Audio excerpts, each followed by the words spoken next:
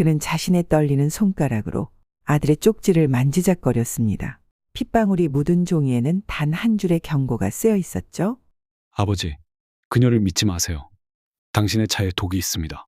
윤재훈 박사의 손이 격렬하게 떨리기 시작했습니다. 도대체 언제부터였을까? 점점 사라지는 기억 조각들, 며느리가 건네는 차를 마신 후 찾아오는 혼란스러운 암흑, 그리고 아직도 의문에 쌓인 아들의 갑작스러운 죽음. 민서가 그의 목소리가 깨어진 유리처럼 산산조각 났어요. 내가 옳았구나. 한의학계 최고 권위자인 윤재훈 박사는 40년간 치매 치료의 비밀을 찾아 헤맸었죠. 그리고 마침내 성공했어요. 수조 원의 가치를 지닌 혁명적 치료법. 그는 이 처방을 인류 공통의 자산으로 공개하려 했지만 누군가는 이를 개인의 부와 권력으로 삼으려 했죠. 며느리 서현진의 미소가 갑자기 그의 뇌리에 섬광처럼 스쳤습니다. 달콤했던 그 미소 뒤에 숨겨진 도끼를 이제야 알아차린 것이죠. 박사님, 이 차 한 잔 더 드시겠어요? 오늘은 특별히 블렌딩했어요. 기억이 파편처럼 흩어지는 순간 아들 민석의 사망진단서가 눈앞에 아른거렸어요. 과로로 인한 뇌출혈. 그것이 공식 사인이었어요.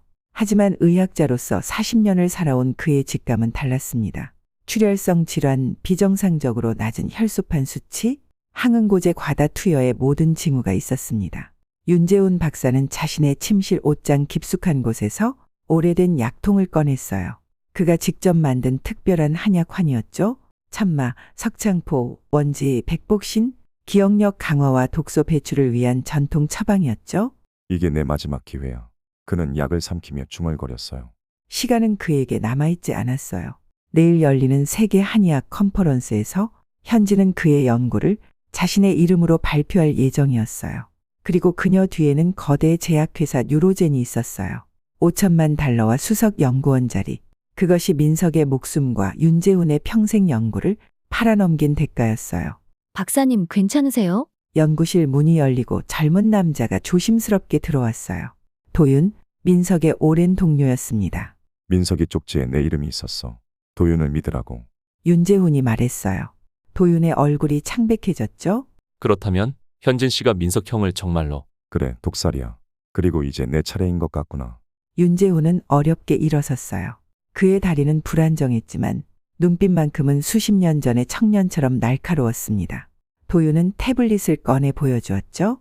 이건 현진 씨와 뉴로젠 최고 경영진 간의 비밀 계약서입니다. 민석 형이 죽기 전 발견한 거예요. 윤재훈 박사의 시선이 화면에 고정되었어요. 계약서, 실험 데이터, 조작된 약제 비율, 그리고 민석의 사망을 계획한 이메일들까지 모든 퍼즐이 맞춰지기 시작했죠. 동시에 그의 머릿속에서는 다른 퍼즐도 완성되고 있었어요. 40년간 연구한 한약재들, 그 복잡한 상호작용, 그리고 마침내 찾아낸 치매 치료의 비밀이 선명하게 떠올랐죠. 도윤아, 우리가 할 일이 있어. 윤재훈 박사가 말했죠. 본초의 지혜를 이용해 이 독을 이겨내고 진실을 밝혀야 해. 연구실 창밖으로 비가 내리기 시작했어요. 인류의 고통을 덜어줄 치료법을 둘러싼 처절한 전쟁이 시작되려는 찰나. 윤재훈 박사의 가슴에는 한 가지 질문만이 맴돌았습니다. 거대 제약회사의 권력과 돈, 그리고 그의 기억을 앗아가는 독약에 맞서 전통 한약의 지혜는 과연 승리할 수 있을까? 그는 창문을 바라보며 단호하게 속삭였어요. 민서가, 아버지가 내 원수를 갚고 내 연구를 지켜내겠다. 한의학의 본질은 자연과 인간의 조화를 이해하는 지혜. 독이 있는 곳에 해독제도 있는 법이지. 봄바람이 창문을 살짝 두드렸습니다. 윤재훈 박사는 창가에 놓인 약초 화분으로 시선을 돌렸어요. 작은 새싹이 돋아나는 푸른빛이 봄의 시작을 알리고 있었죠. 그는 천천히 일어나 화분 곁으로 다가갔습니다. 민서가, 내가 그렇게 아끼던 천궁이 드디어 싹을 틔웠구나. 45번째 봄이었어요. 윤재훈 박사가 한의학 연구에 발을 들인 지 벌써 그만큼 시간이 흘렀습니다. 하지만 올해 봄은 달랐죠. 아들 없는 첫 봄이었으니까요. 대학 연구실 창문 너머로 교정의 벚꽃이 흩날렸어요. 학생들은 벚꽃 터널 아래서 사진을 찍고 있었습니다. 그의 흰 머리카락이 봄 햇살에 반짝였어요. 윤재훈 박사는 책장에서 오래된 노트를 꺼냈습니다. 치매치료 연구 노트 볼륨 23이라고 적힌 표지를 펼치자 아들 민석의 단정한 필체가 눈에 들어왔어요. 아버지, 우리가 찾던 해답은 어쩌면 여기 있을지도 모릅니다. 천마와 석창포의 새로운 조합이. 목이 메었습니다. 아들의 글씨를 보는 것만으로도 가슴이 무너져 내렸어요. 윤재훈 박사는 손등으로 눈가를 훔쳤죠. 감정에 휩쓸려서는 안 된다고 스스로를 다잡았습니다. 연구실 문이 열리고 며느리 서현진이 조심스럽게 들어왔어요. 아버님, 점심 식사하실 시간이에요. 제가 준비한 도시락 드실래요? 윤재훈 박사는 노트를 슬며시 책상 위에 올려놓았습니다. 도시락을 가져왔니? 고맙구나, 현진아. 며느리는 환한 미소를 지었어요. 눈가에 맺힌 피로의 그림자가 보였지만 그녀는 언제나처럼 밝게 웃고 있었죠. 당연하죠. 아버님 건강이 최우선이니까요. 민석 오빠가 없는 지금 제가 잘 모셔야. 현진의 목소리가 살짝 떨렸습니다. 그녀는 재빨리 정갈한 한식 도시락을 펼쳐 놓았어요. 구기자를 넣은 밥, 더덕구이, 들깨나물, 청국장이 식욕을 돋웠죠. 식사를 마친 후 현진이 물었습니다. 아버님, 내일 치매 학회 참석하실 거죠? 발표 자료는 제가 다 준비해놨어요. 윤재훈 박사는 순간 망설였어요. 가야 할까? 민석이 없는데. 꼭 가셔야죠. 현진의 목소리가 단호했습니다. 아버님과 오빠가 평생 연구한 치매 치료제예요. 오빠도 아버님이 발표하시길 원했을 거예요. 윤재훈 박사는 천천히 고개를 끄덕였어요. 40년간 연구해온 한약 치매 치료제. 지난해에야 임상시험에서 놀라운 효과를 입증했죠. 그래, 내 말이 맞다. 가야겠구나. 저녁이 깊어가는 시간, 윤재훈 박사의 아파트에 현진이 노트북을 들고 찾아왔습니다. 두 사람은 발표 자료를 함께 검토했어요. 이 부분에서 아버님의 천마 추출물 연구 성과를 더 강조하는 게 어떨까요? 현진이 슬라이드를 가리키며 말했습니다. 발표 자료 검토를 마친 후 현진은 부엌으로 향했어요. 그녀는 작은 주전자에 물을 끓이기 시작했습니다. 아버님, 차 한 잔 드실래요? 제가 특별히 블렌딩한 차인데 숙면에 도움이 될 거예요. 구수한 향이 거실에 퍼졌죠. 윤재훈 박사는 차를 받아 마셨어요. 얼마 지나지 않아 갑자기 피로감이 밀려왔습니다. 눈꺼풀이 무거워졌어요. 괜찮으세요, 아버님? 현진이 걱정스러운 눈빛으로 물었습니다. 괜찮아. 그저 좀 피곤한 것 같구나. 차가 효과가 있는 모양이야. 현진은 그를 부축해 침실로 안내했어요. 윤재훈 박사는 침대에 누웠습니다. 이상하게도 몸이 무겁게 느껴졌죠? 현진아, 이 차가. 걱정 마세요. 아버님 편안히 주무세요. 아침 햇살이 창문을 통해 방 안으로 쏟아졌어요. 윤재훈 박사는 무거운 눈꺼풀을 들어 올렸습니다. 머리가 지끈거렸죠? 마치 심한 숙취를 겪는 것 같은 느낌이었어요. 허둥지둥 침대에서 일어나려는 순간 현기증이 밀려왔습니다. 방이 빙글빙글 돌았어요. 거울을 보니 얼굴이 창백했죠? 초인종 소리가 들렸습니다. 문을 열자 현진이 활짝 웃으며 서 있었어요. 아버님, 준비되셨어요? 학회장까지 제가 모셔다 드릴게요. 윤재훈 박사는 어색하게 웃었습니다. 아직 준비가 안 됐어. 현진은 재빨리 정장 한 벌을 꺼냈어요.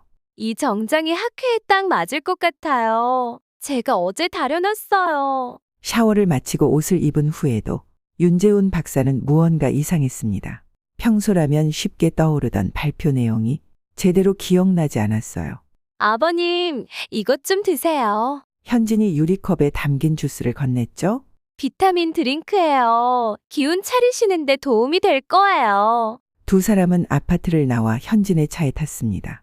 차 안에서 윤재훈 박사는 창밖을 멍하니 바라보았어요.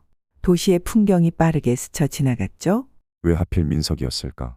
과로로 인한 뇌출혈, 그것이 공식적인 사인이었습니다. 너무 많은 밤을 연구실에서 보냈던 아들이었어요. 무슨 생각을 그렇게 하세요? 아버님, 현진이 물었습니다. 윤재훈 박사는 깊은 한숨을 내쉬었어요. 민석이가 생각나는구나. 오늘 발표. 원래는 그 아이가 했어야 하는데. 현진의 손이 윤재훈 박사의 손을 꼭 쥐었습니다. 오빠는 지금도 아버님을 응원하고 있을 거예요. 아버님이 완성해 주세요. 오빠의 꿈을. 차가 학회장인 호텔 앞에 도착했어요. 현진이 재빨리 내려 윤재훈 박사의 문을 열어주었습니다. 학회장 입구에는 이미 많은 사람들이 모여 있었죠. 긴장되는구나. 윤재훈 박사가 중얼거렸어요. 현진은 그의 팔을 부드럽게 잡았습니다. 걱정 마세요. 제가 여기 있잖아요. 같이 해낼 거예요. 두 사람은 천천히 호텔 로비로 들어섰어요. 윤재훈 박사는 깊은 숨을 내쉬었습니다. 오늘 그는 40년 연구의 결실을 세상에 공개할 예정이었죠. 아들과 함께 이루고자 했던 꿈을 완성하는 날이었어요. 하지만 그의 가슴 한구석에는 이상한 불안감이 자리 잡고 있었습니다. 마치 뭔가 중요한 것을 놓치고 있다는 느낌이었죠. 머릿속이 여전히 흐릿했어요. 로비에 들어서자 여러 연구자들이 윤재훈 박사에게 인사를 건넸습니다. 그는 기계적으로 미소 지으며 인사를 받았어요. 현진은 능숙하게 대화를 이끌었죠. 학회장으로 향하는 동안 윤재훈 박사는 현진을 바라보았습니다. 그녀는 완벽하게 상황을 통제하고 있었어요. 아들이 없는 지금 그녀의 존재가 얼마나 큰 위안이 되는지 몰랐죠. 문득 윤재훈 박사의 가슴 속에 따뜻한 감정이 피어올랐습니다. 그는 현진의 손을 꼭 잡았어요. 정말 고맙다. 현진아, 내가 있어 다행이구나. 현진의 눈이 순간 흔들렸습니다. 그녀는 윤재훈 박사의 손을 마주 잡았어요. 당연한 일이에요. 아버님, 저희는 가족이니까요. 학회장은 이미 사람들로 가득 찼습니다. 각국에서 모인 한의학 연구자들이 대화를 나누고 있었어요. 윤재훈 박사의 이름이 오갈 때마다 사람들의 시선이 그를 향했죠. 세계적인 한의학 권위자의 등장에 모두가 주목하고 있었습니다. 윤 박사님, 오늘 발표 정말 기대하고 있습니다. 한국 한의학의 자랑이십니다.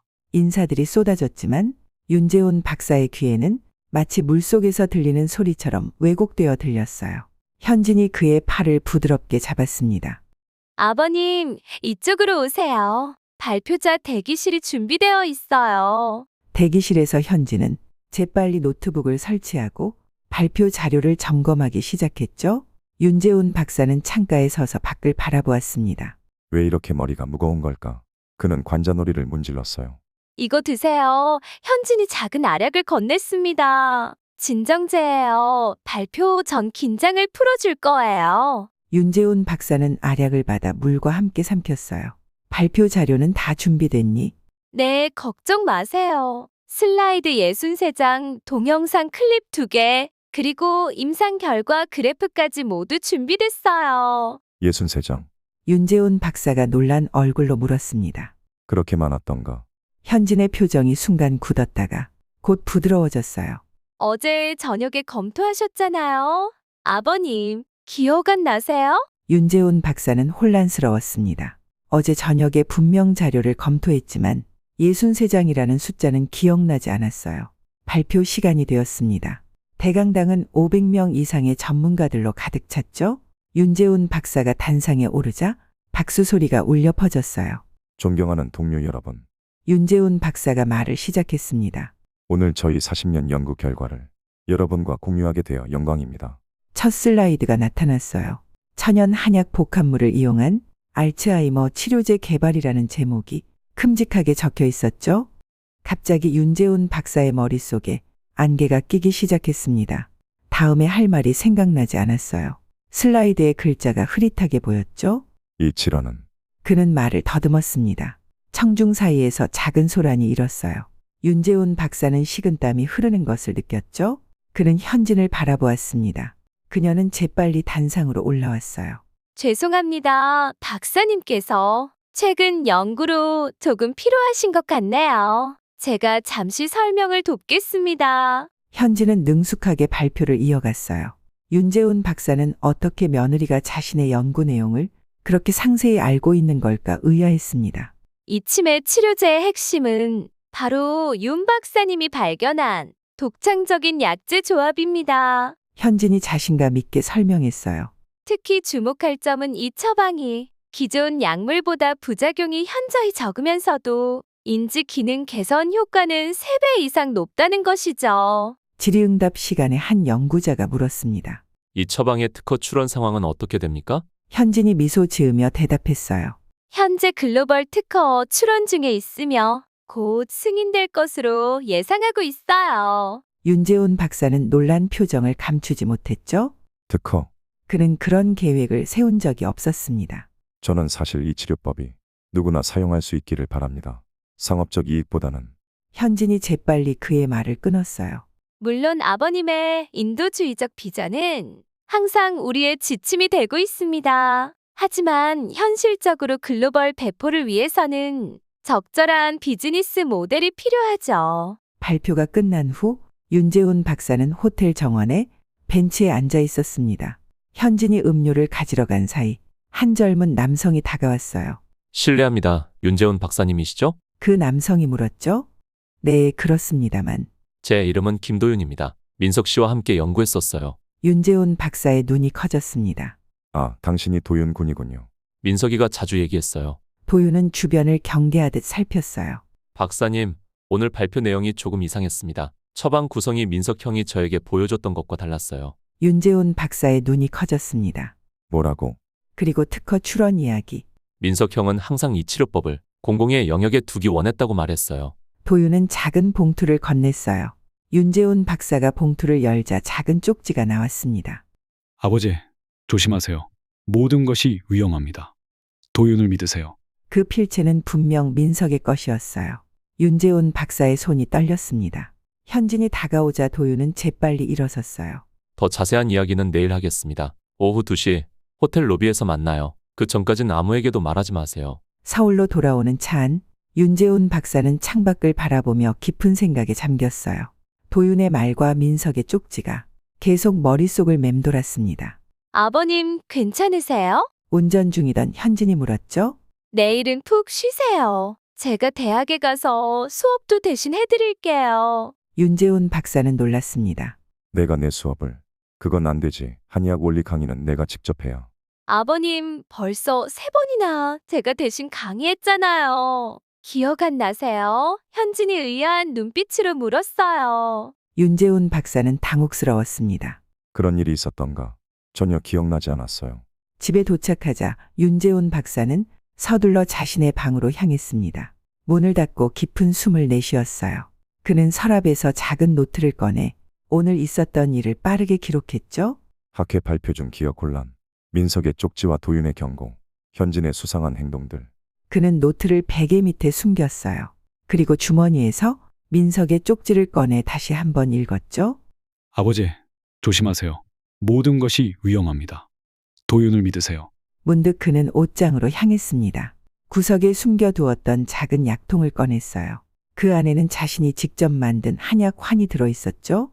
명료함과 기억력 증진에 효과가 있는 특별한 처방이었습니다.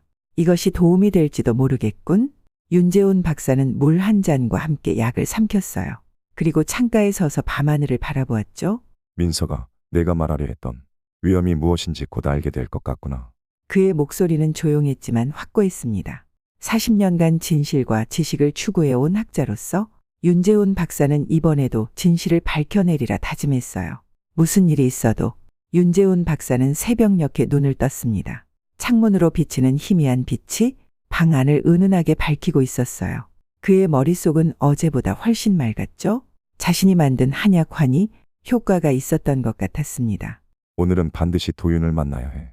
그는 베개 밑에서 노트를 꺼내 어제의 기록을 다시 읽었어요. 학회 발표 중 기억의 혼란, 민석의 쪽지, 현진의 수상한 행동들, 모든 것이 이상했습니다. 현진이 깨어나기 전에 부엌으로 향한 그는 찬장을 열고 차와 약재들을 점검했어요. 그리고 자신이 직접 차를 준비하기 시작했습니다. 아버님, 벌써 일어나셨어요? 현진의 목소리에 윤재훈 박사는 살짝 놀랐어요. 그녀는 이미 단정하게 차려입은 모습이었죠.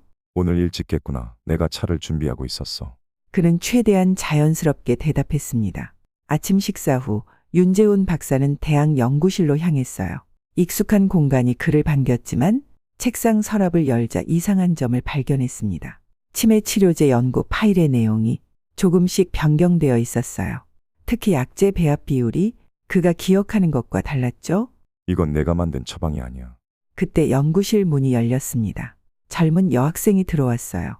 교수님, 제가 교수님을 찾고 있었어요. 윤재훈 박사는 서류를 재빨리 서랍에 넣었습니다. 김지수 학생이구나. 무슨 일이니? 지수는 약간 긴장된 표정이었어요. 교수님, 어제 서현진 선생님이 교수님 연구실에서 뭔가를 가져가셨어요. 제가 우연히 봤는데 뭘 가져갔지? 잘 모르겠어요. 하지만 큰 파일 박스였고 선생님이 뉴로젠 제약회사 누군가와 통화하시는 것 같았어요. 계약과 특허라는 단어를 몇 번 들었거든요. 윤재훈 박사는 심호흡을 했습니다. 고맙다. 지수야, 이 얘기는 다른 사람에게 하지 말아주렴. 오후가 되자 윤재훈 박사는 학회가 열리는 호텔로 향했어요. 로비에서 도윤과 만나기로 했죠? 2시가 되었지만 도윤은 나타나지 않았습니다. 5분, 10분, 15분이 지나갔어요. 윤재훈 박사는 초조해졌습니다. 그때 한 호텔 직원이 그에게 다가왔어요. 윤재훈 박사님 맞으신가요? 손님이 남기신 메시지가 있습니다. 봉투를 열자 작은 종이가 나왔어요. 지하 주차장 B층 11번 기둥 쪽으로 오세요. 도윤. 윤재훈 박사는 지하 주차장으로 향했습니다. 어둡고 조용한 공간에서 그는 조심스럽게 11번 기둥을 찾았어요. 갑자기 주차된 차 사이에서 도윤이 나타났죠. 박사님, 이쪽으로 오세요. 빨리요. 도윤은 태블릿을 꺼내 윤재훈 박사에게 보여주었습니다. 유로젠 제약과 서현진 간의 독점 계약서라는 제목이 있었어요. 현진 씨가 박사님과 민석 형의 치매 치료제 처방을 유로젠 제약에 넘기기로 한 계약서예요. 그녀는 처방전을 독점적으로 제공하고 5천만 달러와 수석 연구원 자리를 받기로 했어요. 윤재훈 박사는 충격을 받았습니다. 그럴 리가 없어. 현진이는 민석이의 아내고 내 며느리야. 민석 형은 이 사실을 알아냈어요. 그래서 죽었습니다. 뭐라고? 형이 뇌출혈로 죽었다고요? 그건 거짓말이에요. 현진 씨가 그를 독살했어요. 도윤의 목소리가 떨렸죠. 그리고 그녀는 박사님에게 약을 먹이고 있어요. 인지 능력을 저하시키는 약물이에요. 윤재훈 박사는 충격에 휩싸였어요. 하지만 동시에 많은 퍼즐 조각들이 맞춰지는 느낌이었죠. 그의 기억력 저하, 혼란스러운 상태, 현진이 제공하는 차와 음식 후의 이상한 증상들. 갑자기 주차장에 발소리가 들렸습니다. 2명의 남자가 주변을 살피며 걸어오고 있었어요. 박사님, 이 사람들은 현진 씨가 고용한 사람들이에요. 빨리 여기서 나가야 해요.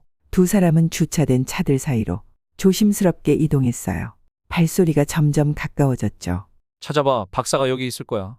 현진 씨가 꼭 찾으라고 했어. 마침내 도윤의 차에 도착한 그들은 재빨리 탑승했습니다.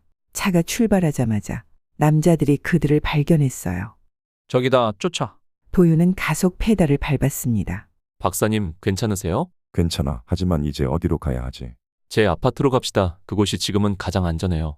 도윤의 아파트에 도착한 그들은 모든 정보를 공유했어요. 민석이 수집한 현진과 유로젠의 통신 기록, 은행 거래 내역 그리고 처방전이 조작된 증거들. 모든 것이 현진의 배신을 가리키고 있었습니다. 이걸 경찰에 신고해야 해요. 도윤이 말했어요. 윤재훈 박사는 고개를 저었습니다. 아직은 안 돼. 더 확실한 증거가 필요해. 현진이는 이미 나를 치매 환자로 만들기 위한 의료 기록도 조작했을 거야. 그럼 어떻게 하죠? 윤재훈 박사의 눈빛이 단호해졌어요. 우리가 직접 현진이를 함정에 빠뜨려야 해. 그녀의 계획대로 학회에 돌아가는 거야. 다만 이번엔 내가 준비를 하고 가는 거지. 윤재훈 박사는 노트북 화면에 띄워진 민석의 사진을 바라보았습니다. 그의 아들은 연구실에서 웃고 있었어요. 민석아, 내가 지키려 했던 것을 아버지가 완성할게. 약속한다. 그리고 윤재훈 박사는 자신의 노트를 펼쳤어요. 진정한 치매 치료제 처방이 적힌 페이지를 넘기며 그는 현진과의 최후 대결을 위한 준비를 시작했습니다. 윤재훈 박사는 도윤의 아파트 주방 테이블 위에 가져온 샘플들을 정렬했습니다. 티백 가루약, 음식 조각들이 작은 비닐 봉지에 담겨 있었어요. 도윤은 호기심 어린 눈빛으로 지켜보고 있었죠. 이걸 어떻게 분석하실 건가요? 도윤이 물었습니다. 윤재훈 박사는 한의학적 방법과 현대 과학을 함께 사용할 것이라 설명했어요. 그는 작은 가방에서 휴대용 실험 도구들을 꺼냈습니다. 유리 접시, 핀셋, 돋보기, 그리고 몇 가지 시약이 들어있는 병들이었죠. 첫 번째 샘플인 현진이 건넸던 차 티백을 집어 내용물을 펼친 후 돋보기로 자세히 살펴보았어요. 산조인, 감초, 용안육 그리고 오미자. 그가 중얼거렸습니다. 특이한 연한 갈색 가루를 발견한 박사는 이것이 벤조디아제핀 계열 약물로 항불안제와 수면제로 사용되며 과다 복용 시 기억력 저하와 인지 기능 감소를 일으킬 수 있는 물질이라고 설명했어요. 다른 샘플들도 차례로 검사하며 스코폴라민 등 기억 형성을 방해하는 물질들을 발견했습니다. 현진 씨가 정말 박사님을 치매 환자로 만들려고 했군요. 도윤이 충격받은 표정으로 말했어요. 윤재훈 박사는 이 약물 조합이 단순한 혼란을 넘어 장기적으로 실제 뇌 손상을 일으킬 수 있다고 설명했습니다.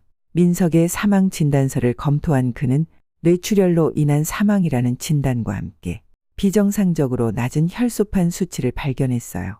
이는 쿠마린 계열, 항응고제 과다 복용의 전형적인 증상이었죠. 정말로 독살된 거군요. 도윤의 얼굴이 창백해졌습니다. 증거를 더 모아야 해. 윤재훈 박사는 단호하게 말했어요. 도윤이 민석의 개인 소지품이 담긴 상자를 가져왔고 윤재훈 박사는 잠시 감정에 휩싸였지만 곧 전문가의 면모를 되찾았습니다. 그는 해독제를 만들기 위해 약재 주머니를 꺼내 테이블 위에 펼쳤어요. 인삼, 백출, 석창포, 원지, 백복신 등을 설명하며 이들이 기억력 강화와 독소 제거, 중추신경계, 기능 회복에 도움이 된다고 했죠. 해질녘 두 사람은 민석의 연구 자료들을 검토했습니다. USB 드라이브에서 현진과 뉴로젠 제약의 마이클 라이언이 만나는 사진과 이메일 교환 내용을 발견했어요. 박사님의 치매 치료제 처방을 전달하는 대가로 5천만 달러와 뉴로젠의 수석 연구원 자리. 윤재훈 박사가 이메일 내용을 읽으며 중얼거렸습니다. 두 처방을 비교한 그는 현진이 조작한 처방은 효과가 반감될 수밖에 없다고 판단했어요. 환자들은 일시적인 호전을 경험하겠지만 완전한 치료에는 이르지 못할 것이며 이로 인해 지속적인 약물 구매가 필요해 제약회사의 수익이 계속될 것이라고 추측했습니다. 내일 어떻게 하실 건가요? 도윤이 물었어요. 윤재훈 박사는 학회 심포지엄에 참석해 현진의 계획을 폭로하고 진짜 처방을 공개할 것이라고 답했습니다. 또한 녹음기로 현진의 자백을 이끌어낼 계획이라고 설명했죠. 다음 날 아침 두 사람은 모든 증거 자료를 정리했어요. 윤재훈 박사는 정면으로 학회장에 들어갈 것이며 자신이 도망쳤다고 생각하는 현진이 당황할 것이라고 예상했습니다. 호텔에 도착한 그는 깊은 숨을 들이마신 후 로비로 걸어 들어갔고 대강당에서는 이미 현진의 발표가 시작되고 있었어요. 이 혁신적인 처방은 이미 뉴로젠과의 파트너십을 통해 상용화 단계에 접어들었습니다. 현진이 자랑스럽게 발표했습니다.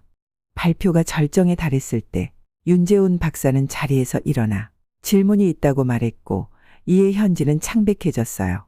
아, 아버님. 그녀의 목소리가 떨렸습니다. 서현진 씨, 그 처방이 정말 효과적이라고 생각하십니까? 특히 당신이 변경한 약재 비율로요. 윤재훈 박사의 눈빛은 날카로웠죠. 현진은 당황하며 박사의 치매 증상이 악화되었다고 둘러댔어요. 윤재훈 박사는 단호하게 자신의 머리가 명료하다고 말하며 현진이 몰래 투여하던 약물의 효과가 사라졌음을 강조했습니다. 그는 현진과 뉴로젠의 계약서와 민석의 혈액 검사 결과를 증거로 제시했어요. 현진은 분노로 일그러졌습니다. 당신이 뭐라 한다고. 민석 오빠의 연구는 빛을 볼 수 없었어요. 무료로 치료제를 배포하겠다니 말도 안 되는 소리. 자신의 말을 깨닫고 입을 틀어막은 현진 앞에 도윤이 경찰관들과 함께 들어왔어요. 경찰은 윤민석의 사망 관련 조사를 위한 동행을 요청했죠. 윤재훈 박사는 단상에 올라 자신의 원래 치매 치료제 처방을 공개했습니다. 본초의 지혜는 인류의 고통을 덜어주기 위해 존재합니다. 이 처방을 공개함으로써 제 아들의 뜻을 이어가고 싶습니다. 모든 청중이 기립박수를 치는 가운데 그의 눈에서는 눈물이 흘렀어요. 경찰에 이끌려 나가며 현진은 마지막으로 윤재훈 박사를 노려보았습니다. 당신이 어떻게. 그녀가 이를 악물며 말했죠. 넌 한 가지를 간과했어. 한의학의 본질은 자연과 인간의 조화를 이해하는 지혜야. 그 지혜를 가진 사람은 독이 있는 곳에 해독제도 있다는 것을 알지. 윤재훈 박사는 주머니에서 민석과 함께 찍은 사진을 꺼내 바라보았어요. 민석아, 아버지가 약속을 지켰단다. 내 연구가 세상을 치유하는 데 쓰이게 됐어. 봄비가 내리기 시작한 가운데 윤재훈 박사는 어깨에 무거운 짐이 내려가는 것을 느꼈습니다. 본초의 지혜가 마침내 승리한 순간이었죠. 학회장의 혼란이 가라앉은 지 일주일이 지났습니다. 윤재훈 박사는 자신의 연구실 창가에 서서 캠퍼스 풍경을 바라보고 있었어요. 학생들이 활기차게 오가는 모습이 눈에 들어왔죠. 평화로운 일상이 돌아온 것 같았지만 그의 마음은 여전히 복잡했습니다. 도윤이 두 잔의 차를 들고 연구실 문을 열고 들어왔어요. 박사님, 차 가져왔어요. 윤재훈 박사는 고개를 돌려 미소 지었습니다. 고맙구나. 도윤은 차를 테이블 위에 내려놓고 노트북을 열었어요. 검찰에서 연락이 왔으며 현진에 대한 공소장이 오늘 법원에 제출되었다고 설명했습니다. 어떤 혐의로? 윤재훈 박사가 자리에 앉으며 물었죠. 살인, 사기, 문서 위조, 그리고 약물 투여에 의한 상해까지 꽤 많은 혐의군요. 특히 민석형의 사망에 관한 증거가 확실해졌어요. 부검 결과 체내에서 고농도의 항응고제가 검출됐대요. 윤재훈 박사의 눈에 순간 슬픔이 스쳤어요. 아들의 죽음이 타살로 확인된 것은 가슴 아픈 일이었지만 동시에 진실이 밝혀진다는 안도감도 있었죠. 그는 유로젠의 대응에 대해 물었습니다. 도윤은 한숨을 내쉬었어요. 예상대로예요. 모든 책임을 현진 씨에게 돌리고 있죠. 자산은 현진 씨가 제공한 정보가 불법적으로 획득된 것인지 몰랐다고 주장하고 있습니다. 그럴 줄 알았어. 대기업들의 전형적인 대응이지. 윤재훈 박사는 쓴웃음을 지었어요. 도윤은 세계보건기구에서 보낸 이메일을 열며 좋은 소식도 있다고 했습니다. 윤재훈 박사의 치매 치료제 처방에 관심을 보이며 저개발 국가에서의 활용 방안을 논의하고 싶다는 내용이었어요. 윤재훈 박사의 얼굴에 미소가 번졌습니다. 그거 정말 좋은 소식이구나. 민석이가 원했던 방향이야. 연구실 문이 다시 열리고 법의학 교수인 김정우가 들어왔어요. 그는 민석의 텀블러에서 검출된 물질 분석 결과 파일을 건넸습니다. 윤재훈 박사는 긴장된 표정으로 파일을 열었죠. 그의 눈이 빠르게 내용을 훑었습니다. 와파린, 고농도로 검출됐군. 그가 중얼거렸어요. 항응고제, 내 추측이 맞았어. 정우가 고개를 끄덕였습니다. 장기간에 걸쳐 소량씩 투여된 것으로 보이네. 갑자기 대량으로 섭취했을 때 치명적인 뇌출혈이 발생한 거지. 윤재훈 박사는 파일을 내려놓았어요. 그의 손이 미세하게 떨렸습니다. 그는 정우에게 감사 인사를 전했고 정우는 떠나기 전 윤재훈의 어깨를 가볍게 두드렸어요. 대학 강당은 기자들로 가득 찼습니다. 윤재훈 박사의 사건이 한의학계의 세계 사기극으로 언론에 큰 관심을 받고 있었어요. 강단 위에는 윤재훈 박사, 대학 총장, 그리고 검찰 대변인이 자리했죠. 총장과 검찰 대변인의 발표가 끝난 후 윤재훈 박사가 마이크 앞에 섰습니다. 강당이 조용해졌어요. 그는 40년간 연구해온 치매 치료제의 완전한 처방과 제조 방법에 대한 모든 권리를 포기하고 공공 도메인으로 기증하기로 결정했다고 발표했습니다. 이것은 제 아들 윤민석이 생전에 바라던 일입니다. 그는 우리의 연구가 상업적 이익보다 인류의 건강을 위해 쓰이길 원했죠. 윤재훈 박사의 눈에 눈물이 고였어요. 질문 시간이 시작되자 기자들의 손이 일제히 올라갔습니다. 박사님, 그 처방의 가치가 수조 원에 달한다고 하는데 정말 무상으로 공개하시는 건가요? 윤재훈 박사는 단호하게 고개를 끄덕였어요. 네, 그렇습니다. 돈은 충분히 벌었고 이제는 나눌 때입니다. 기자회견이 끝나고 나오는 길에 한 여성이 다가왔습니다. 윤재훈 박사는 돌아보았어요. 중년의 여성이었죠. 윤 박사님, 그녀가 불렀습니다. 저를 기억하세요? 이영미입니다. 3년 전 어머니의 치매로 상담받았던 사람이에요. 윤재훈 박사의 얼굴에 미소가 번졌어요. 아, 그럼요. 어머님 상태는 어떠세요? 영미의 눈에 눈물이 고였습니다. 박사님이 주신 한약 덕분에 어머니가 많이 좋아지셨어요. 지금은 저를 알아보시고 심지어 손주들 이름도 기억하세요. 다음 날 아침 윤재훈 박사의 연구실 전화가 울렸어요.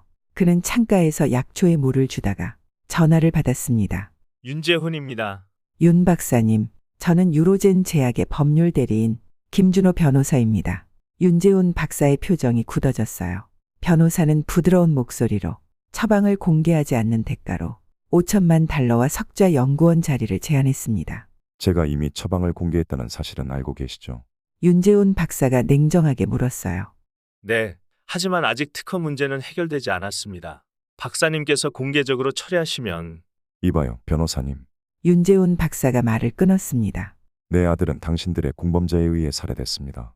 그리고 그들은 나도 정신적으로 무력화시키려 했죠. 당신들이 제한할 수 있는 금액은 없습니다. 이제 더 이상 연락하지 마세요. 전화를 끊은 윤재훈 박사는 도윤에게 바로 연락했어요. 유로젠에서 연락이 왔으니 법적 대응을 준비해야 할 것 같다고 말했습니다. 오후 윤재훈 박사와 도윤은 변호사 사무실에 앉아 있었어요.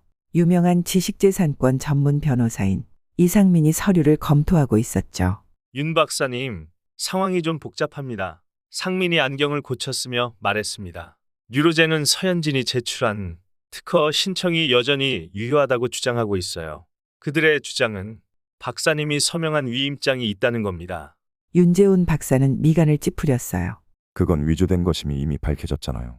상민은 법정에서 이를 증명하는 과정은 시간이 걸릴 수 있으며 유로젠이 소송을 최대한 길게 끌어 시장에서 우위를 점하려는 전략이라고 설명했습니다. 그럼 어떻게 해야 하죠? 도윤이 물었어요. 상민은 선제적 공격이 가장 좋은 방법이라며 민석이 생전에 남긴 연구 노트와 법의학적 증거를 활용해 유로젠을 공범자로 고소하자고 제안했습니다. 그날 저녁 윤재훈 박사는 민석의 옛 연구실을 방문했어요. 아들의 흔적이 그대로 남아있는 공간이었죠. 그는 민석의 책상 앞에 앉아 서랍을 열었습니다. 민서가 그가 속삭였어요. 노트 하나를 집어들자 그 사이에서 아버지께라고 적힌 작은 봉투가 나왔습니다. 윤재훈 박사의 손이 떨렸어요. 그는 조심스럽게 봉투를 열었죠. 편지에서 민석은 현진의 배신을 알게 된 후 자신의 안전이 위협받고 있다고 느꼈지만 증거를 더 모으기 위해 침묵했다고 썼습니다. 일주일 후 유로젠 본사 앞에 수십 명의 기자들이 모여 있었어요. 경찰차 여러 대가 건물 앞에 멈췄고 수사관들이 건물로 들어갔습니다. 검찰은 유로젠의 마이클 라이언에 대한 체포영장을 집행했죠. 윤재훈 박사는 자신의 연구실에서 이 장면을 TV로 지켜보고 있었어요. 도윤이 그의 옆에 서 있었습니다. 드디어 시작되었군요. 도윤이 말했어요. 윤재훈 박사는 고개를 끄덕였습니다. 그래, 이제 진짜 전쟁이 시작된 거야. 전화가 울렸어요. 윤재훈 박사가 받자 세계보건기구의 김재현이 그의 치매 치료제 처방에 관한 국제 프로젝트를 논의하고 싶다며 제네바로 와줄 것을 요청했습니다. 유로젠과의 법적 공방은 6개월 동안 치열하게 이어졌어요. 마침내 현진과 라이언이 공모해 민석을 해치고 윤재훈 박사의 연구를 빼앗으려 했다는 사실이 법정에서 인정되었습니다. 판사는 현진에게 무기징역, 라이언에게 15년 징역을 선고했고 유로젠에게는 1천억 원의 손해배상금 지불을 명령했어요. 판결 후 윤재훈 박사가 법원을 나서자 기자들이 질문을 쏟아냈습니다. 손해배상금을 어떻게 사용하실 계획이신가요? 모든 금액을 민석 치매 연구 재단에 기부할 것입니다. 이 재단은 치매 환자들을 위한 무료 치료와 연구 지원을 목적으로 합니다. 윤재훈 박사가 답했어요. 1년 후 서울 강남에 민석 한방 치매 연구소가 개소했습니다. 개소식에는 정치인, 의료계 인사, 환자와 가족들, 다양한 국적의 의학자들이 참석했어요. 오늘 우리는 단순한 건물 하나를 여는 것이 아닙니다. 희망의 문을 여는 것입니다. 윤재훈 박사가 연설을 시작했죠. 이 연구소는 제 아들 윤민석의 이름을 따서 지었습니다. 그는 치매로 고통받는 사람들을 위해 자신의 모든 것을 바쳤고 결국 그 이상을 바쳤죠. 연구소 내부는 첨단 장비와 전통 한약재가 조화롭게 배치되어 있었습니다. 1층 로비에는 민석의 대형 사진이 걸려 있었어요. 개소식 후 윤재훈 박사는 옥상 정원으로 올라갔습니다. 그곳에는 민석이 생전에 아끼던 작은 벚꽃 나무가 심어져 있었어요. 도윤이 다가와 옆에 섰습니다. 정말 멋진 날이네요, 박사님. 윤재훈 박사는 벚꽃 나뭇가지를 부드럽게 만지작거렸어요. 그래, 정말 멋진 날이구나. 이제 어떤 계획이 있으세요? 도윤이 물었습니다. 계속 연구하고 가르치고 치료하는 거지. 나이든 한의사가 할 수 있는 일을 하는 거야. 윤재훈 박사는 미소 지었어요. 도윤은 잠시 주저하다가 WHO에서 치매 치료제를 개발도상국에 보급하는 프로젝트 책임자로 제안을 받았다고 털어놓았습니다. 정말 축하한다, 도윤아. 내가 적임자야. 윤재훈 박사의 얼굴에 기쁨이 번졌어요. 정말 받아도 될까요? 박사님과 연구소를 떠나게 되는데. 윤재훈 박사는 그의 어깨를 두드렸습니다. 당연하지. 이건 민석이도 원했을 일이야. 우리의 연구가 더 넓은 세계로 퍼져나가는 거니까. 두 사람은 함께 서울 전경을 바라보았어요. 석양이 도시를 붉게 물들이고 있었습니다. 약제의 전쟁에서 우리가 이겼습니다. 도윤이 말했어요. 윤재훈 박사는 고개를 끄덕였습니다. 그래, 하지만 이것은 끝이 아니라 시작이야. 본초의 지혜가 세상을 치유하는 여정의 시작이지. 그의 눈에는 확신과 평화가 깃들어 있었어요. 오랜 세월의 고난과 투쟁, 그리고 상실 끝에 마침내 그는 아들의 뜻을 이어가고 있었습니다. 바람이 불어벗곤 잎이 하늘로 날아올랐어요. 마치 민석이 그들을 축복하는 것 같았죠. 계절이 3번 바뀌었습니다. 서울의 가을 하늘은 맑고 높았고 민석 한방치매 연구소의 약초원에는 가을 약재들이 무르익고 있었어요. 윤재훈 박사는 넓은 유리창 너머로 약초원을 바라보며 깊은 숨을 들이마셨습니다. 그의 흰 머리카락은 햇빛의 은색으로 빛났고 주름진 얼굴에는 평온함이 깃들어 있었죠. 연구소 설립 이후 1년 8개월이 지났습니다. 윤재훈 박사의 치매 치료법은 이제 세계 각국에서 활발히 사용되고 있었고 연구소는 국내외 환자들로 항상 분주했어요. 특히 경제적 형편이 어려운 환자들도 무료로 치료받을 수 있다는 소문이 퍼지면서 민석의 이름은 희망의 상징이 되었습니다. 박사는 책상으로 돌아와 최근 도착한 편지를 펼쳤어요. WHO에서 근무 중인 도윤의 편지였죠. 아프리카와 동남아시아에서 진행 중인 치매 치료 프로젝트의 성과를 담은 내용이었습니다. 민서가 내 뜻이 이렇게 멀리까지 퍼져나가고 있구나. 그는 창밖으로 시선을 돌렸어요. 약초원 한쪽에는 젊은 연구원들이 모여 약재를 수확하고 있었습니다. 그들 중에는 민석의 제자였던 김지수도 있었어요. 벽에 걸린 달력을 바라보니 곧 민석의 기일이 다가오고 있었습니다. 매년 그날이 되면 윤재훈 박사는 민석이 좋아하던 산에 올랐죠. 올해도 그 전통을 이어갈 생각이었어요. 손목시계를 확인하니 곧 회의 시간이었습니다. 그는 천천히 자리에서 일어났어요. 나이가 들면서 무릎에 약간의 통증이 생겼지만 그가 직접 처방한 한약 덕분에 여전히 활동적인 생활을 유지하고 있었죠. 회의실은 이미 사람들로 가득 차 있었습니다. 윤재훈 박사가 들어서자 모두 존경의 눈빛으로 그를 바라보았어요. 한때 미치광이 한의사라 불리며 의학계의 변방에 있던 그는 이제 세계적으로 인정받는 의학자가 되어 있었습니다. 오늘은 새로운 임상시험 결과를 검토하겠습니다. 윤재훈 박사가 회의를 시작했어요. 연구원들이 차례로 보고를 이어갔습니다. 박사는 자신의 연구가 더 넓은 영역으로 확장되는 것을 지켜보며 조용히 미소 지었어요. 그의 치매 치료제는 이제 파킨슨병, 헌팅턴병 등 다른 신경퇴행성 질환에도 효과가 있는 것으로 나타났습니다. 회의 후 윤재훈 박사는 평소처럼 치료실로 향했어요. 그는 일주일에 3번 직접 환자들을 만나 치료했죠. 특히 중증 치매 환자들을 맡았습니다. 그의 손길이 닿는 곳에는 항상 작은 기적이 일어났어요. 오늘의 첫 환자는 78세 여성이었습니다. 3년 전 알츠하이머 진단을 받았고 최근에는 가족도 알아보지 못할 정도로 증상이 악화되었다고 했어요. 윤재훈 박사는 그녀의 손을 부드럽게 잡고 맥을 짚었습니다. 장기간 심한 스트레스를 받으셨군요. 간과 신장의 기능이 약해져 있어요. 그가 조용히 말했죠. 그는 천마, 석창포, 원지의 기본 처방에 환자의 체질에 맞는 약재를 추가하여 처방했습니다. 단순히 약을 처방하는 것이 아니라 환자의 생활 습관과 식이요법, 가족들의 케어 방법까지 세심하게 조언했어요. 오후가 되자 윤재훈 박사는 연구소 뒤편의 약초원으로 나갔습니다. 사계절 내내 다양한 약초가 자라는 이곳은 민석이 생전에 구상했던 공간이었어요. 약초원 한가운데에는 작은 연못을 중심으로 벚꽃나무들이 둘러싸고 있는 명상 공간이 있었죠. 윤재훈 박사는 돌 벤치에 앉아 잠시 눈을 감았습니다. 명상하는 동안 그의 마음은 과거로 돌아갔어요. 아들을 잃은 슬픔, 배신의 아픔, 그리고 진실을 위한 싸움.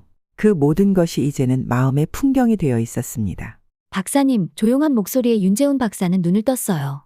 연구소의 행정 책임자인 박혜진이 서 있었습니다. 죄송합니다만 WHO에서 화상회의 요청이 왔습니다. 도윤 박사님께서 긴급하게 연락을 원하세요. 윤재훈 박사는 천천히 일어났어요. 알겠어. 내 연구실로 연결해주게. 연구실로 돌아온 그는 컴퓨터 앞에 앉았습니다. 화면이 켜지자 도윤의 얼굴이 나타났어요. 그는 열대 지방의 어딘가에 있는 듯했습니다. 박사님, 큰일입니다. 이곳 라오스 산간 마을에서 변형된 뇌염이 발병했어요. 기존 치료법이 효과가 없습니다. 도윤이 걱정스러운 목소리로 말했어요. 윤재훈 박사는 침착하게 상황을 파악했습니다. 이 특이한 뇌염은 기존 약물에 반응하지 않았고 빠르게 퍼지고 있었어요. 그는 수십 년간의 경험과 지식을 총동원하여 처방을 내렸습니다. 청호, 황련 그리고 길경을 기본으로 해. 여기에 석창포와 현지에서 자라는 생강류를 첨가하고. 그는 상세한 처방과 가공 방법을 설명했어요. 일주일 후 윤재훈 박사는 특별한 소식을 받았습니다. 라오스의 도윤으로부터 온 보고서였어요. 윤재훈 박사가 처방한 약이 효과가 있었고 뇌염 환자들이 빠르게 회복되고 있다는 내용이었습니다. 다음 날은 민석의 기일이었어요.